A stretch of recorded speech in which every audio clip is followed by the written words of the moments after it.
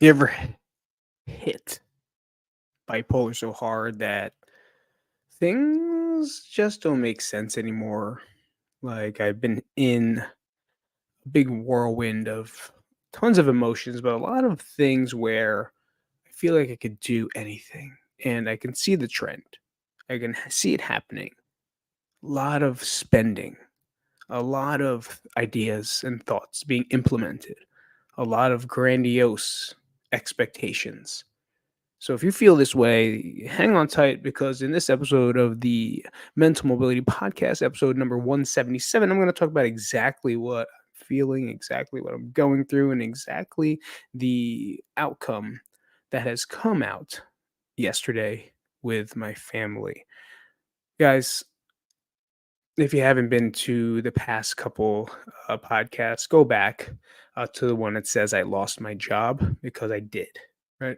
And from there, I started to recognize it was almost like in a great conjunction with mania because it started happening like right after that happened, and it was like the last day. It kind of felt super powerful, super I can do anything, super I have to make something happen. And I even talked about it with, acting like a man and doing things that a man has to do to make sure their family's taken care of, which is perfectly fine. And it's exactly what I'm doing. But the thing with this is that I always do more, right? More than I need to do. I always expect more that can ever be expected. I always find reasons for things to be uh, importance, a priority. And for me, I developed and went back into Crank Online, which I'm 100% loving, guys. Like I love being with the people again and talking to them and having some conversations with them. And it's really a lot of people that I've worked with before and some new people that I've never worked before with that are from here. So it's really cool to have that avenue in motion, right? So I never want to blame Mania for a lot of bad things because a lot of good things always do come out of it too. But it's where do I draw the line, right? Where do I extend myself way too much? And yesterday I had a talk with my wife because I was literally in bed crying with my kids in the room. I put them to bed and I lay down on the floor pretty much every night. And I sat there and I just was crying because I could not. I don't know if you understand what it means to feel so much you'd rather not feel at all. I don't know if you know it means that everything gets so overwhelming that you would rather not have to feel that. So much pain from thoughts overloading your mind that you'd rather feel nothing anymore. And it's weird because the old me would just grab a bottle of whiskey and start downing it. Right? I go take a walk, drink, fucking get out of it. Right? Get numb so I don't have to feel this whatever it is my body does, whatever it is my brain does. I don't want to feel it anymore. Right? And I was hiding a lot of things and I was not talking out loud and I was not doing the things that I fucking talk about all the time. Right? I wasn't consistently journaling. I wasn't doing it. But you know what? I was doing good things too. Like when it was really hard and I started to get in a panic attack, this was Friday night. Instead of going to the cabinet and taking a sip of whiskey or going outside and smoking a bowl, I went outside and I just walked around. I don't even know what I looked like. I had flip flops. I might have striped socks. I don't even know if I had shorts on. I didn't care. I went outside and just left. I told my wife I have to walk. And I went out and I walked for, I don't know, half an hour, 40 minutes. I don't even know how long it was. And I sat down near the pool and just like fucking stared at the water for a while and I just cried. And I always ask myself these things like, why me? Why is this happening again? Why do I have to feel like this? Like, why does my body and brain have to feel so much pressure all the time? Yeah, well, fucking why? Why, God? Like, why? Why? And I don't know if it's a lesson. I don't know what's teaching me. I don't know if it's chemical imbalance. I'm not sure. But what I did know is I did a good thing by just leaving the house and just walking. Right. Then when I came back, that's when I had the conversation at nighttime. I was in bed on the floor, still just crying because I didn't know what to do anymore. Right. You put these high expectations of yourself, and I was like, I just started it. I just started the fucking thing. What do you expect? 100 people to join? What do you want? 100? No, I had a great 10 people have great interest and are actively using it, but it wasn't good enough for me. Right, so I had to think of different ways of how am I going to make this happen? How am I going to make this happen? How can I make it fit them and make it fit their schedule? Make it, you know what? Whose schedule it should be fitting? Mine. This was made for me to give an avenue to help. This was not made for other people for them to come to me. Does that make sense? So I had a conversation and I kind of looked at all the what are all let me sit down. And of course I did my, my journaling and I had to figure it out and where am I going wrong here? Right? Now that the crying is done, I could think a little bit clearer. I did not feel any better. But where are my flaws? Where are these things? Where am I getting fucking triggered hard? Number one, I'm blaming my wife for all these things, saying that, oh, it's her. She doesn't understand me. I can't believe she doesn't want me to. Okay, you're not blaming anyone. Ask yourself what is true and is it helping? Right? What is true? Does she not love you? No, she fucking loves me. Does she not want to help you? No, she wants to help me. So what's happening? What is it? It's me. I don't want to accept help. I think I can handle this on my own. I want to be alone because it's easier for me to figure this out by myself. Right? There's the fault. Number one. Number two, why do I feel so stressed? Because you're trying to make an idea something that's going to take care of your entire family in 1 week. Is that going to happen? No. Is that rational? No. Can it happen in the long run? Sure. But it can't happen in 7 days. So, whose fault is that there? It's mine. Not saying it's a wrong fault, right? And I don't blame myself for that, but I do have to accept the the the responsibility of my actions. Right? Number three, why is discussion? What's the main reason? What's the main reason that you're stressed out and you money? Money. How am I going to support my family? How am I going to pay this bill? Where I have just nothing in my savings account anymore. I'm fucking at zero almost. Fucking zero. Where's it going? Where? And it's just like dieting, right? Just like dieting. How much food are you taking in? Me. How much am I spending? Let's see. It's all going to fucking Amazon for little things. It's all going for the kids' little meals here and there. It's all going to Smith's, the grocery store. I'm not going out and buying. And the thing is, like, for me, it's not a big thing if it's not a big thing, right? Like, I will, if it's not a fucking new camera, which cost $700. But within 2 months, small little increments of food and desserts and taking the kids out equaled up to $700 that I never even accounted for. And that's just a vague thing, right? This is a vague number. Arbitrary, that's a word. Ooh, what a strong word that is. Arbitrary. Ooh, look at you. You're so smart.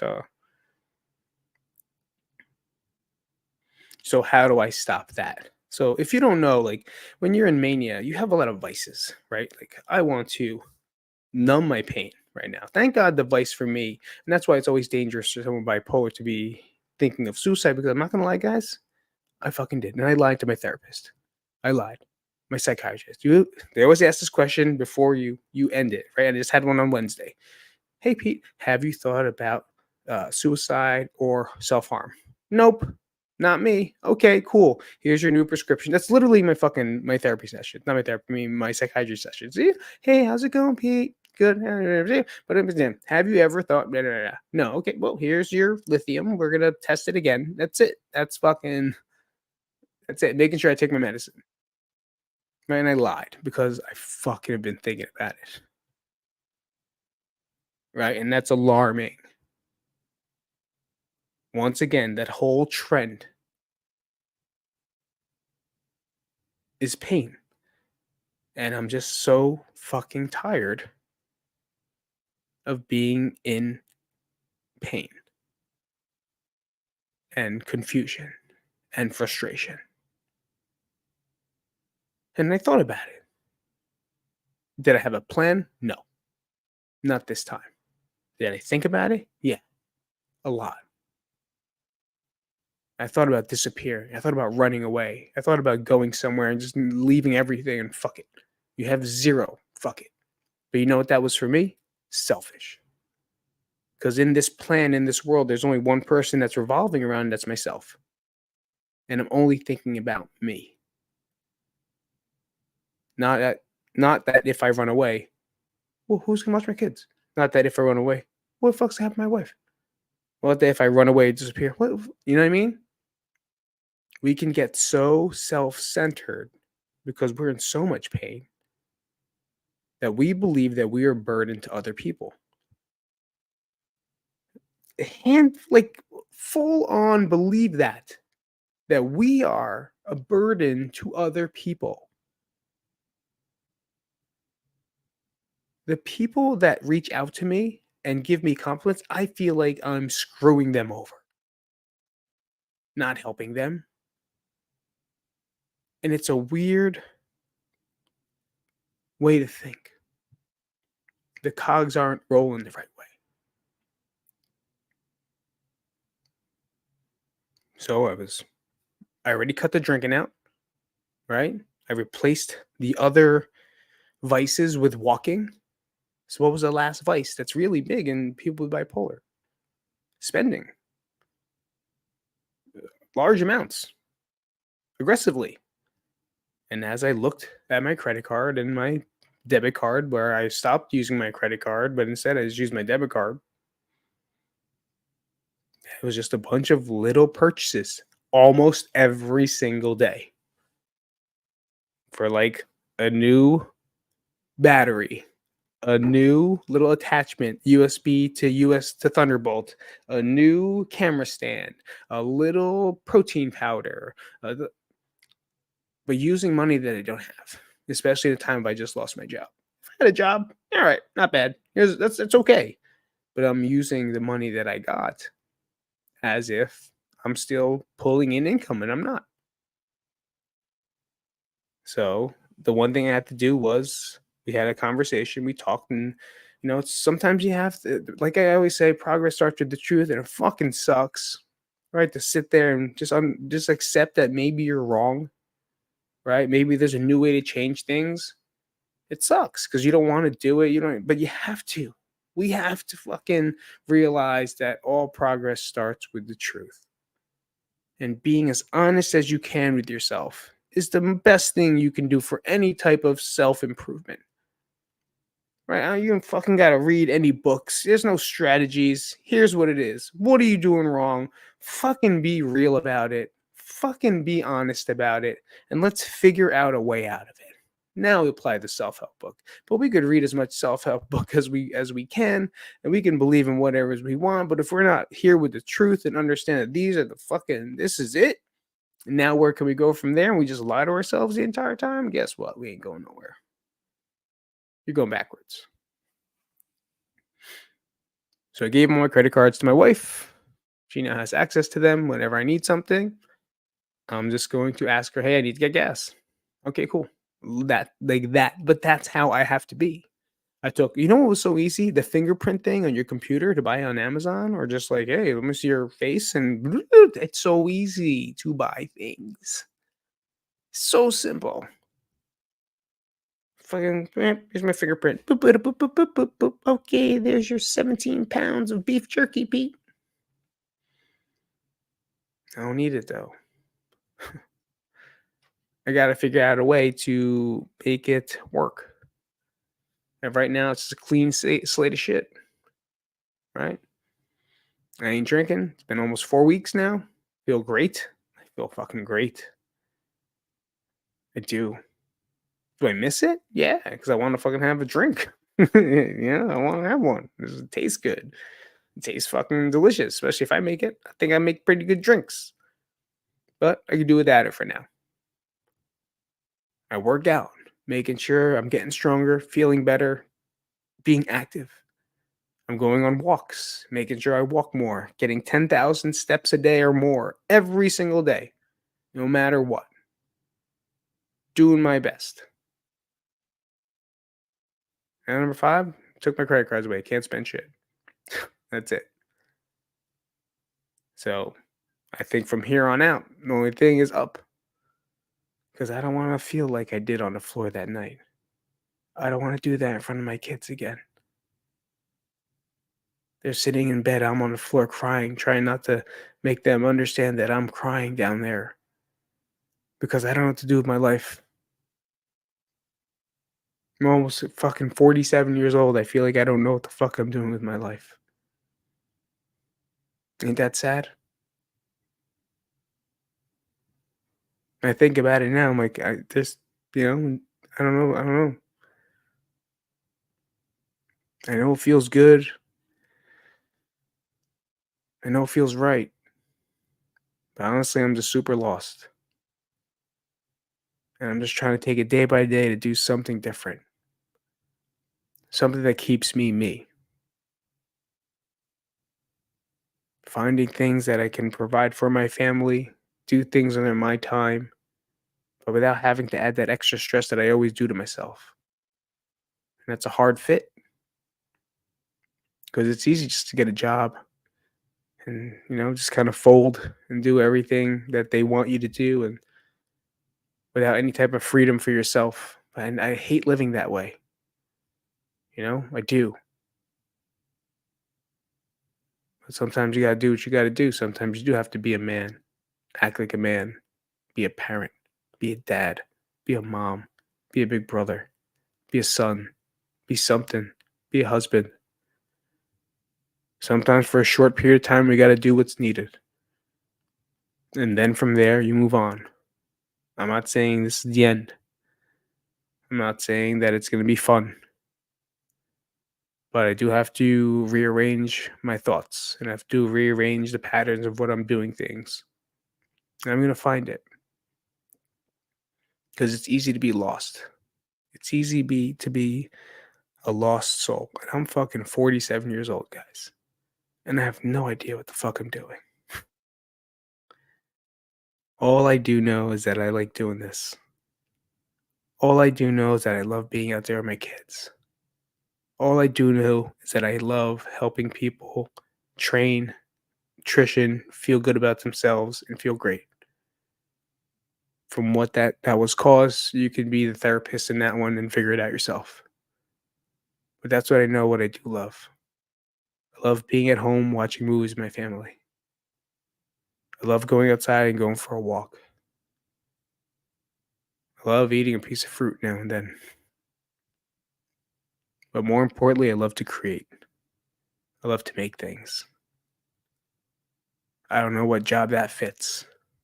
I don't know what role in life that fits. But I'm going to try my best to make it. So if you're lost, and if you've ever felt lost, I want you to know that you're not alone. Whether you're fucking 47, 21, 18, 59, you could still be fucking lost. I honestly feel like at 59, I'm probably still going to be fucking lost, but I'm still going to be here doing what counts to me. And I believe the reason I'm lost is because I have expectations of what I want other people to perceive of me, but I'm not fulfilling that expectation. And maybe I got to drop that and just do me.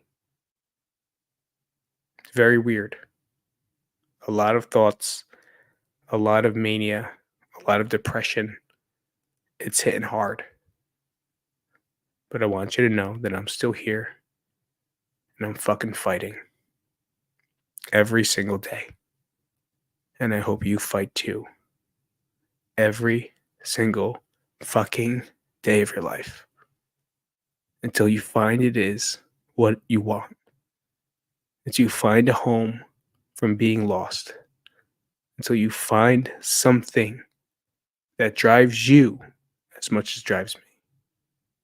I love you guys, and I'll see you later.